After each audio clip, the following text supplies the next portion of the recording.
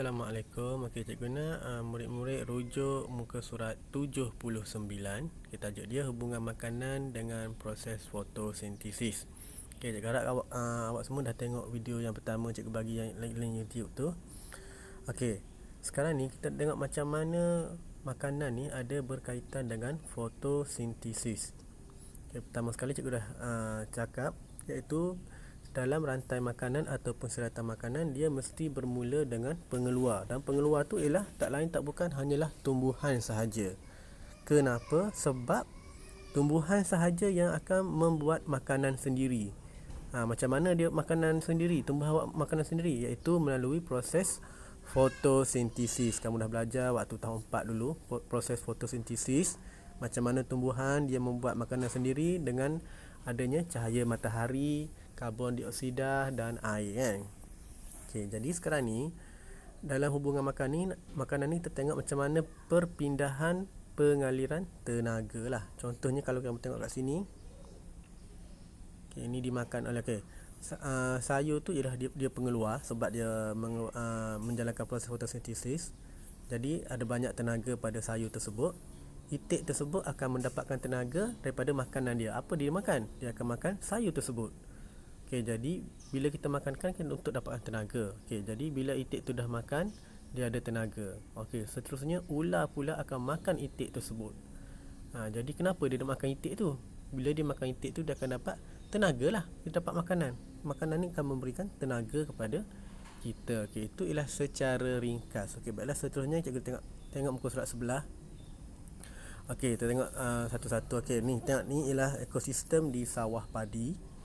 Habitat dia sawah padi. Okey, bila di sawah padi, pengeluar dia ialah tumbuhan utama yang ada pada habitat tersebut, itu padi. Okey, tengok macam mana padi ni boleh jadi pengeluar. Tengok, matahari ialah sumber tenaga utama dalam ekosistem yang membekalkan tenaga cahaya dan tenaga haba. Dan padi ni kan pokok. Okey, bila dia mendapatkan cahaya matahari tersebut, dia boleh menjalankan proses fotosintesis. Okey. Kemudian tengok. Okey, apa seterusnya, apa jadi? Okey, yang akan memakan padi tersebut, dia bagi contoh ialah itik dan ayam. Jadi itik dan ayam tersebut dia ialah pengguna. Pengguna ini ialah semua haiwan yang ada dalam rantai makanan ataupun siratan makanan. Dan pengguna ni dia boleh makan tumbuhan sahaja ataupun dia boleh makan haiwan lain juga. Okey, untuk ni ialah tengok, itik dan ayam dia akan makan padi. Jadi bila dia makan makanan, mestilah untuk dapatkan tenaga, kan. Macam kita makan nasi untuk dapatkan karbohidrat. Bila ada karbohidrat, kita boleh ada tenaga untuk melakukan aktiviti seharian, nak berjalan ke apa. Jadi kalau kita tak makan, kita tak ada tenaga. Sama dengan haiwan, dia perlukan makanan. Bila dia makan, barulah dia akan dapat tenaga. Jadi itik dan ayam tersebut dia dapat makanan, jadi dia dapatlah tenaga bila dia makan padi tersebut. Jadi seterusnya ayam dan itik tersebut pula dimakan oleh ular. Jadi bila proses ular tersebut makan ayam dan itik tersebut, berlaku lagi perpindahan tenaga. Bila ular tu makan ayam dan itik tu, dia akan mendapat tenaga lah. Okey, dan seterusnya ular tersebut pula akan dimakan oleh helang. Maka tenaga tu dipindahkan lagi, boleh kepada helang pula.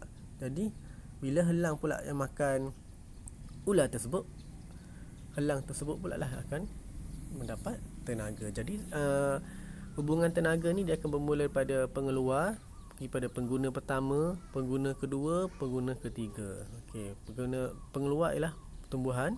Pengguna pertama tu kita panggil pengguna premier. Yang makan pengguna yang pertama panggil sekunder, dan seterusnya lah tertier. Macam tu. Dan kamu perlu tengok ni ialah info sains. Okey, ekosistem ialah ekologi hidupan semula jadi yang tinggal bersama-sama, saling berinteraksi, saling bergantung dalam suatu habitat, termasuklah persekitarannya seperti air, tanah, udara yang bersumberkan tenaga daripada cahaya matahari. Okey. Jadi rantai makanan ni sangat penting. Jadi kalau ada satu kesan pada rantai makanan tersebut, hidupan lain akan terjejas. Contohnya dalam sawah padi tersebut, bila semua padi tak ada, macam mana itik dan ayam nak dapatkan semua makanan? Dia boleh mati. Jadi bila ayam dan itik tak ada, macam mana ular nak dapatkan makanan? Jadi maksudnya dalam rantai makanan ni dia perlu berterusan supaya tenaga tu boleh dipindahkan dan haiwan boleh hidup.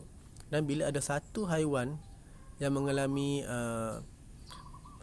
terjejas dia punya populasi, dia akan turut menjejaskan haiwan yang lain. Okey. Itu saja untuk hari ini. Jadi lepas ni cikgu akan bagi sedikit soalan.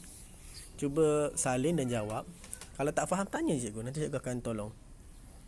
Okey, sekian, terima kasih.